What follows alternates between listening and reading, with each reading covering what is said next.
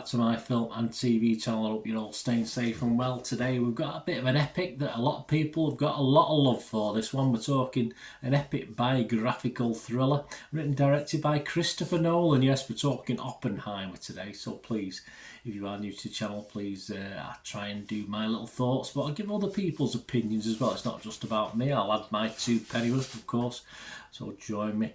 And please, if you can push that subscribe button, push the bell notifications, and yeah, everything film and TV, and please share your comments on this film or anything else, and if you can give us a like, guys, we much appreciate. If you like Oppenheimer, give us a like. If you like my feeble efforts to inform you, please give me a like as well. Yes, this is based on the 2005 biography American Prometheus by Kai Bird and Martin J. Sherwin, and it chronicles the life, of course, of J. Robert Oppenheimer, a theoretical physicist who was pivotal in developing the first nuclear weapons as part of the Manhattan Project, ushering in the atomic age. Of course, he's got a lot to answer for, hasn't he?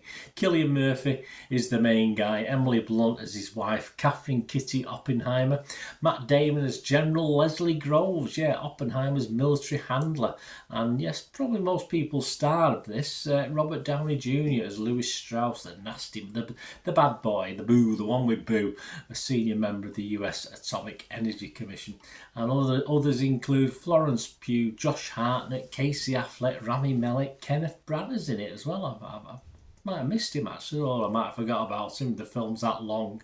Released in the US and UK on the 21st of July. This review of mine is now as of July the 24th, so all scores and comments are as at that date. As I said, it's doing pretty well. Rotten Tomatoes audience, 94% positivity, 4.7 out of 5. Internet Movie Database, 8.8 out of 10. That's 130,000 scores and reviews. Meta User Critics, or Meta Users, not the critics, the public, 9 out of 10, about 500 reviews on there. Critical response, how about that? Well, they're pretty much the same. 94% Rotten Tomatoes, 311 critics, averaged it out at 8.7 out of 10. 292 fresh, just 19 rotten, and they're not even worth commenting about. Matt Zoller Sites from RogerEbbett.com said, as an physical experience, Oppenheimer is something else entirely. It's hard to say exactly what, and that's what's so fascinating about it. Yes, but I want to film, I want to be entertained, I don't want to. If it's a piece of art, yes, I can understand it, but it's something that should go from A to Z and give me satisfaction. It did to some extent, but not as much as I hoped. Kevin Mayer from the Times in the UK said the movie around Murphy is simultaneously breathtaking and mind-melding. Yes. Dylan Roth from The Observer, simultaneously a biography, a mystery, a polemic, a dense character study. Oppenheimer feels like the film Christopher Nolan has been preparing to make his entire career, and it may very well be his best work. Yes, you can see Mr. Nolan all the way through this.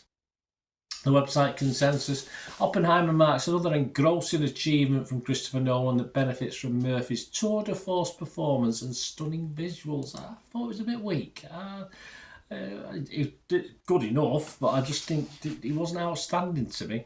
Metacritic, the other site we look at, gave it 89 out of 100. That's based on 64 critics. 63 positive, 1 mixed, and zero negative, and it's scored anywhere between 55 and 100.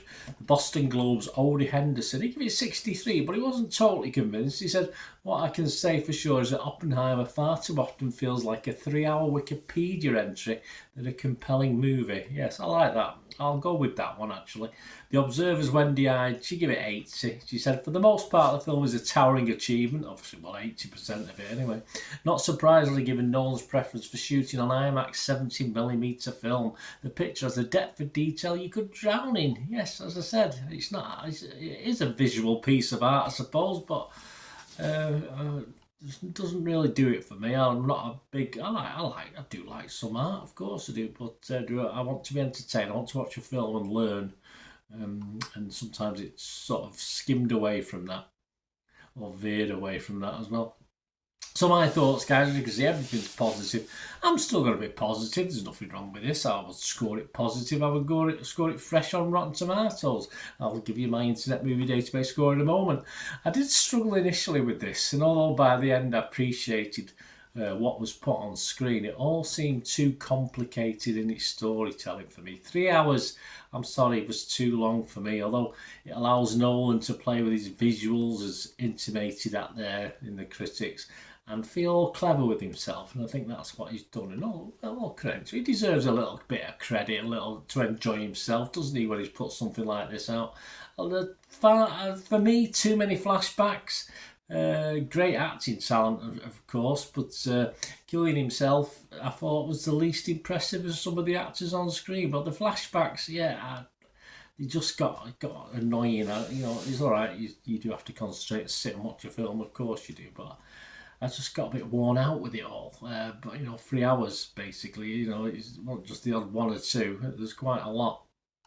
And I'm not too sure that there are ladies in this, and sometimes a lot of people say, "Oh, I mean, ladies." You know, some of the old cowboy films, and used to have a love interest, used to be a lady. And obviously, there's a lot of ladies, certain ladies involved in this, but I just don't think they were developed much. I mean, it certainly has opinions, definitely, but there was a couple of needless sex scenes as well. I didn't see the need for it. That added zero to the story. I just don't think the women or the female characters were probably expanded upon as much as they could have been.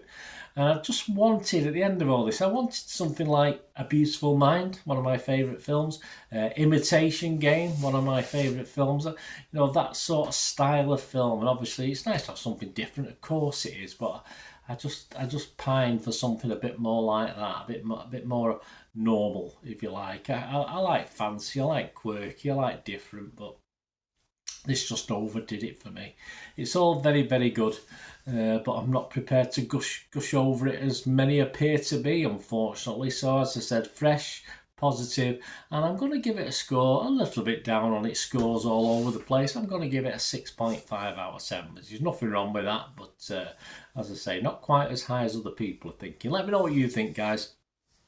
Am I being a bit mean? Am I being a bit bored? Am I getting old? Am I getting too old for these in-depth films that go on and get all glitzy and complicated? Is it just me? Is it my age? I'm not too sure. But as I say, at the end of the day, by the end, yes, it was well worth the watch. I'm not going to say that, but I'm certainly not going to give it 8, 9s, 10 out of 10s. I don't think it was worth that. Well, for visual experience, perhaps it was worth high marks. As entertainment, perhaps not so much. Let me know what you think, guys. Anyway, it'd be great to hear from you. Until we meet again, that's one thing, don't I? Please stay safe, everyone. Bye for now.